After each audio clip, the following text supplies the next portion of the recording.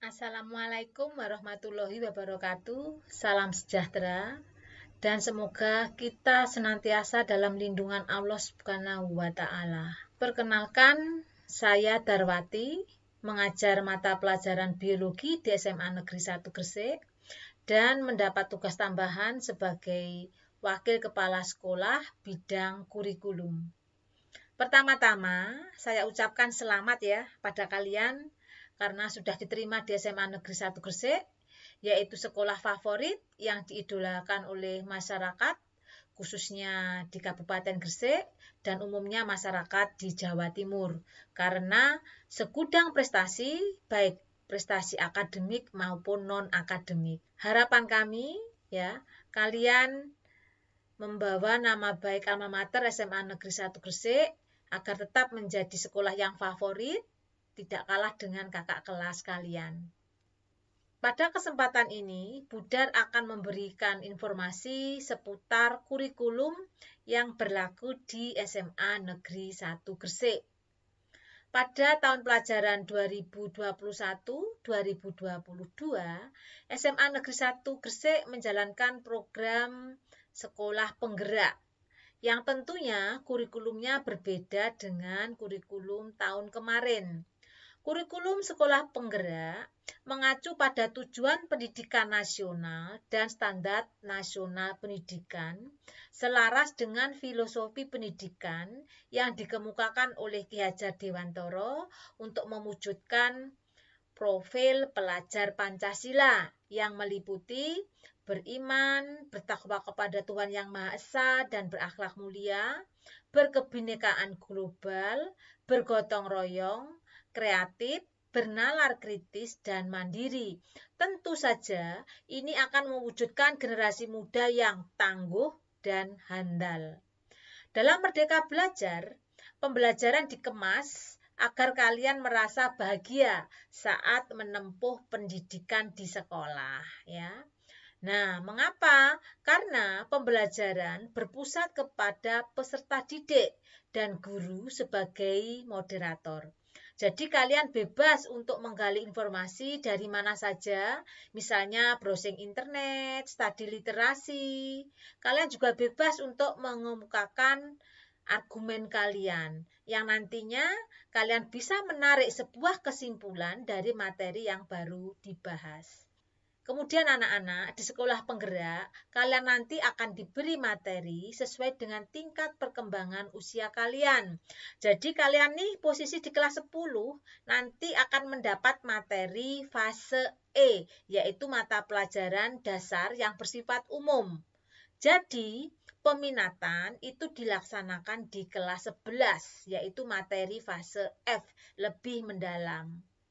Kemudian, SMA Negeri 1 Gresik juga menjalankan program sistem kredit semester atau program SKS. Nah, pada program SKS ini, bagi peserta didik yang mempunyai kecepatan belajar di atas rata-rata, diakomodir untuk bisa lulus hanya 2 tahun. Untuk yang kecepatan belajarnya standar, itu nanti akan normal lulus 3 tahun, sedangkan yang mempunyai kecepatan belajar di bawah rata-rata itu bisa lulus sampai 4 tahun ya. Jadi jangan coba-coba, kalian harus pinter memanage waktu, jangan malas, jangan suka menunda pekerjaan, jangan cuek, acuh ya. Ini nanti akan menyebabkan kalian bisa lulus 4 tahun ya. Jangan sampai terjadi ya. Siap? Nah, untuk lebih memahami kurikulum yang berlaku di SMA Negeri 1 Gresik, perhatikan paparan yang akan saya presentasikan berikut. Kurikulum SMA Negeri 1 Gresik tahun pelajaran 2021-2022. Hari efektif 5 hari sekolah, yaitu Senin sampai Jumat. Kemudian normalnya jam masuk itu dari jam 6.45 sampai jam 15.45. Kemudian sholat asar berjamaah itu dilakukan sebelum pulang ya, setelah KBM selesai. Ini jika situasi normal. Tapi pada situasi pandemi seperti ini, ya, semua aturan kita mulai pertemuan tatap muka, kapan pembelajaran daring, itu nanti akan diumumkan sesuai dengan instruksi dari Pemkab, provinsi, dan pusat.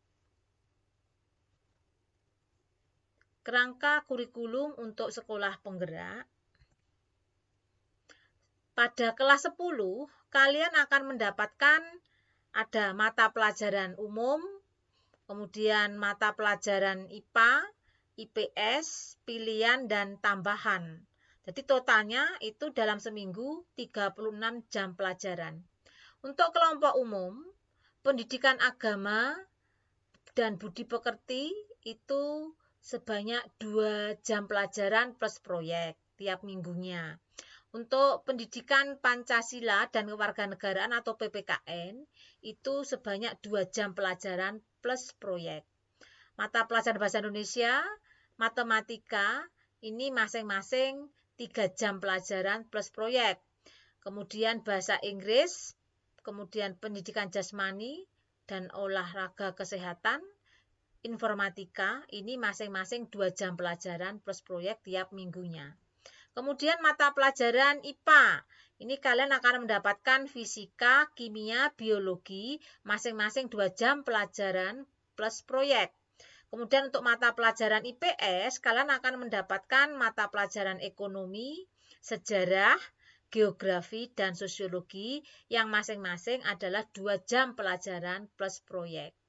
Untuk mata pelajaran pilihan itu ada muatan lokal, ya. Ini untuk Jawa Timur menetapkan bahasa daerah, ya. Ini 2 jam pelajaran plus proyek. Kemudian seni atau PKWU, ya, ini salah satu nanti dipilih. Ini juga 2 jam pelajaran plus proyek tiap minggunya. Kemudian untuk tambahan, ini berbeda dengan sekolah lain. Kita memasukkan LEPSA dan BK itu masing-masing 1 jam pelajaran. Untuk LEPSA ini mempersiapkan kalian untuk siap tes TOEFL, kemudian BK ini membimbing kalian nanti kaitannya dengan memanage waktu, kemudian etika, juga menyiapkan pilihan di perguruan tinggi. Jadi total yang akan kalian tempuh nanti adalah selama seminggu 36 jam pelajaran. Peminatan dilakukan di kelas 11. Jadi setelah kalian selesai menempuh penilaian sumatif, kalau dulu istilahnya penilaian akhir tahun, kalian akan menjalani seleksi peminatan dan kalian nanti dihadapkan dengan 2 pilihan, yaitu bisa peminatan MIPA atau IPS. Jadi ini melalui seleksi terlebih dahulu sesuai dengan kemampuan kalian dan bakat, ya. Untuk nanti di kelas 11 dan 12, untuk peminatan MIPA, jadi kalau kalian nanti misalnya memilih peminatan MIPA, itu nanti akan mendapatkan mata pelajaran umum, kemudian mata pelajaran peminatan, jurus atau jurusan, dan mata pelajaran tambahan. Untuk kelompok umum dan tambahan, itu nanti sama dengan yang peminatan IPS, bedanya di mata pelajaran peminatan MIPA ini, ya. Nah, untuk yang mata pelajaran kelompok umum, itu ada PAIBP, ya, Agama dan Budi Pekerti, kemudian ada PPKN, ini masing-masing 2 jam pelajaran plus proyek, ada bahasa Indonesia, matematika, masing-masing 3 jam pelajaran plus proyek, lalu ada bahasa Inggris, PJOK, seni, dan sejarah, masing-masing 2 jam plus proyek tiap minggunya. Untuk mata pelajaran kelompok MIPA, ya, yang memilih peminatan MIPA, itu akan mendapatkan ini, selain matematika dasar untuk kelompok umum, juga matematika lanjutan, ini 5 jam pelajaran plus proyek, fisika, juga 5 jam pelajaran plus proyek, kemudian kimia dan biologi masing-masing 4 jam pelajaran plus proyek, dan informatika 2 jam pelajaran plus proyek. Ini distribusi waktu, pengaturan waktu ini mungkin tiap-tiap sekolah tidak sama, dan nanti ini akan kita atur lebih lanjut. Untuk mata pelajaran tambahan, ada PKWU, ini 2 jam pelajaran plus proyek. Untuk LabSat dan BK, masing-masing 1 jam pelajaran tiap minggunya. Jadi total dalam seminggu, kalian nanti di kelas 11 dan 12 akan mendapatkan 42 jam pelajaran. Kemudian untuk kelompok peminatan IPS, jadi jika nanti kalian memilih IPS, akan mendapatkan mata pelajaran kelompok umum dan tambahan, dan ini khususnya di peminatan IPS, mata pelajaran ekonomi, geografi, sosiologi, antropologi, yang masing-masing adalah 5 jam pelajaran plus proyek. Untuk yang kelompok umum dan tambahan, ini sama dengan yang di peminatan MIPA tadi. Jadi totalnya nanti tiap minggu adalah sama 42 jam pelajaran. Jadi yang membedakan hanya di mata pelajaran peminatan di sini.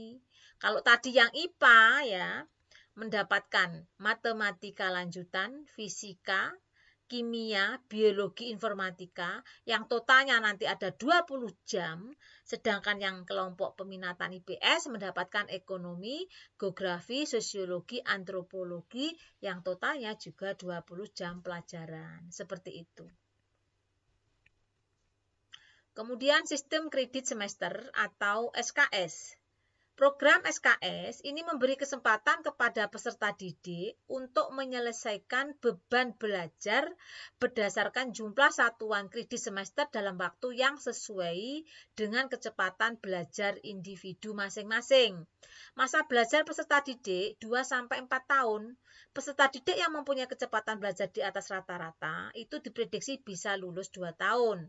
Sedangkan yang kecepatan belajarnya standar itu lulusnya normal 3 tahun, yang kecepatan belajarnya di bawah rata-rata ini bisa lulus 4 tahun.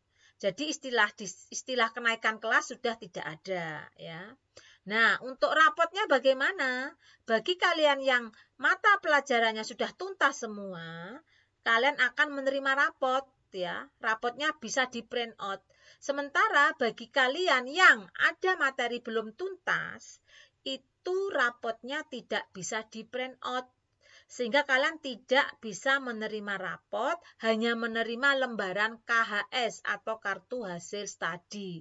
Jadi saya pesan ke kalian, jangan sekali-sekali ada mata pelajaran yang tidak tuntas. Jadi kalian harus proaktif kepada Bapak Ibu gurumu yang mengajar ya, bertanya apakah ada tagihan-tagihan yang belum tuntas, tugas-tugas sudah dikerjakan semua atau belum. Jadi ini sangat mempengaruhi kalian ya. Kalau nanti kalian banyak materi yang belum tuntas ya kalian bisa lulus 4 tahun. Kemudian ilustrasi penyelenggaraan yang SKS lulus 2 tahun. Jadi kita memilih versi yang di tengah ini. Ilustrasinya, ketika semester 1, kalian menyelesaikan materi semester 1. Nah, jadi posisi di kelas 10. Ketika di semester 2, posisi di kelas 10, kalian harus menyelesaikan materi semester 2 dan 3.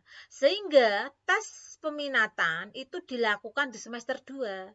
Karena di semester 2 akhir kalian harus menempuh separuh materi kelas 11, yaitu materi yang fase F. Nah, sedangkan nanti di semester 3, kalian harus menyelesaikan materi kelas 11 ya, yang semester 2, yaitu atau materi semester 4 dan materi semester 5. Ini materinya kelas 12 di semester awal. Nah, begitu bulan Desember ya, ini kalian nanti sudah selesai menyelesaikan materi sampai semester 5 sehingga bisa ikut SNMPTN. Jadi nanti nilai kalian di PDSS bisa ditarik ya di Dapodik dan nanti bisa diikutkan SNMPTN ya. Kemudian nanti di semester 4 kalian tinggal menyelesaikan materi semester 6. Jadi 2 tahun diprediksi bisa lulus seperti itu. Bisa dipahami ya? Nah, kemudian ekstrakurikuler. Untuk ekstra wajib itu ada pramuka. Jadi semua wajib ikut pramuka. Untuk ekstra pilihan itu memilih salah satu dari beberapa ekstra. Nah, nanti akan dijelaskan tersendiri oleh bagian kesiswaan tentang apa saja ekstrakurikuler yang ada di SMA Negeri 1 Gresik. Kemudian tata tertib saat penilaian sumatif atau penilaian akhir semester maupun akhir tahun.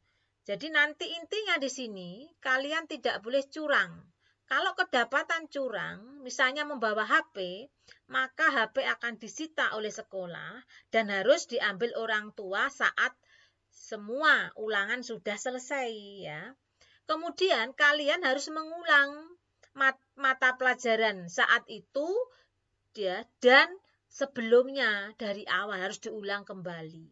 Jadi ini sangat berat sanksinya. Jadi kalian jangan coba-coba untuk berbuat curang saat penilaian sumatif ya. Kemudian saya akan perkenalkan tim kurikulum ya yang menjalankan tugas kurikulum. Yang pertama, saya sebagai wakil kurikulum Darwati SPD SST MSI. Kemudian ada Bu Astutie SOS MSI. Ada Bu Mus Indriana SSI MPD. Ada Ibu Siti Musdalifah SSI MPD, dan ada Bu Catra Rahmadani Putri SPD. Ini adalah tim kurikulum. Jadi kalau kalian ada masalah dengan penilaian, dengan rapot ya, materi-materi pelajaran yang harus kalian tempuh, itu kalian bisa datang, bisa bertanya pada tim kurikulum maupun Bapak Ibu yang lain. Nah, khusus kalian yang pernah ikut KSN ya saat SMP ya, nanti kalian bisa mendaftar ke Ibu Siti Musdalifah ya nanti untuk diikutkan dalam pembinaan Bina Prestasi atau BIMPRES untuk menyiapkan kalian lolos OSN. Itulah anak-anak penjelasan dari Budar tentang info kurikulum di SMA Negeri 1 Gresik. Semoga ada manfaatnya. Akhir kata, wassalamualaikum warahmatullahi wabarakatuh.